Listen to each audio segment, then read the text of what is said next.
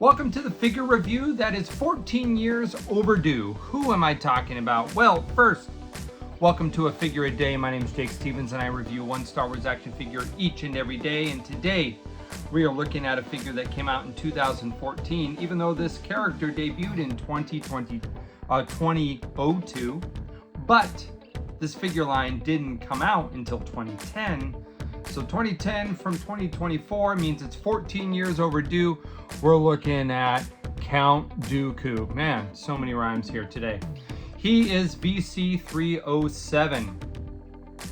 This figure took forever to enter the vintage collection, even while being the main protagonist of episode 2 and a partial protagonist of episode 3 and a major protagonist of the Clone Wars series.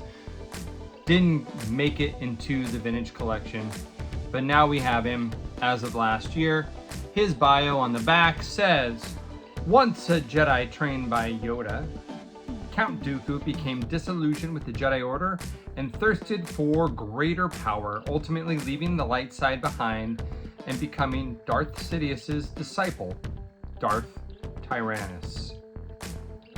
So, let's get this guy out. First, the card back is very much a screen cap from the end of Attack of the Clones, where it gets its card back name.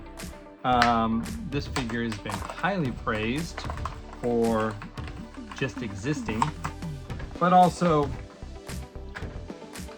as a quality figure.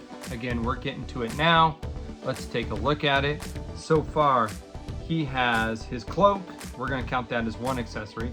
His lightsaber hilt, his ignited lightsaber hilt, and behind it, which is unusual for vintage collection, is an additional hand with Force Lightning. So let's get him out of here and see how he holds up.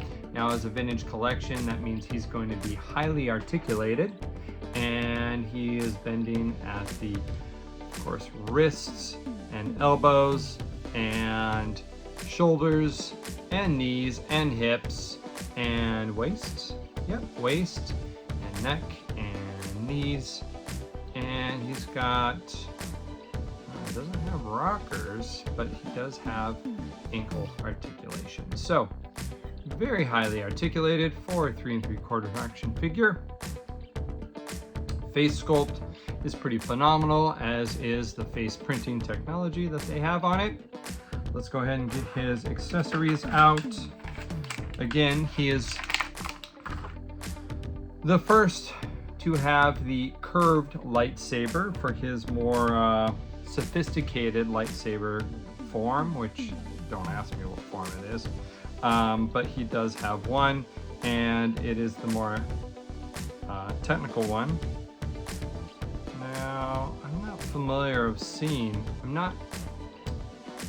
there's some red at the bottom of his hilt. I don't know if that's unpainted from lightsaber hilt or if that's actually meant to be there. I don't recall seeing that in the past.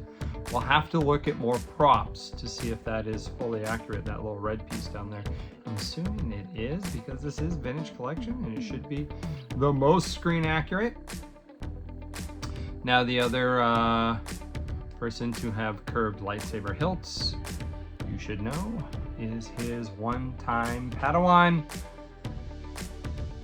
Asajj Ventress. So, she's going to be the other one to have lightsaber hilts that are curved, but okay, but let's take a look at his final accessory, which is a lightning hand. Now, this very well could be the same hand that came with Palpatine. I'd have to look. I don't have him in front of me. But there's been multiple figures that have come with, multiple Palpatine figures that have come with lightning hands. So let's pop his wrist out. Ooh, pretty easy to get out. Let's pop that in. Boom. And there you have it.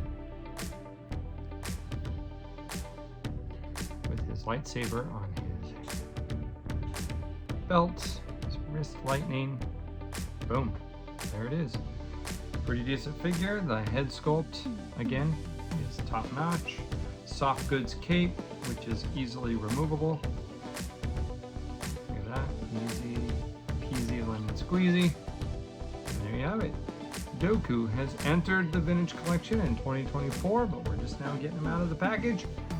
All right, until tomorrow, may the figures be with you, one day at a time.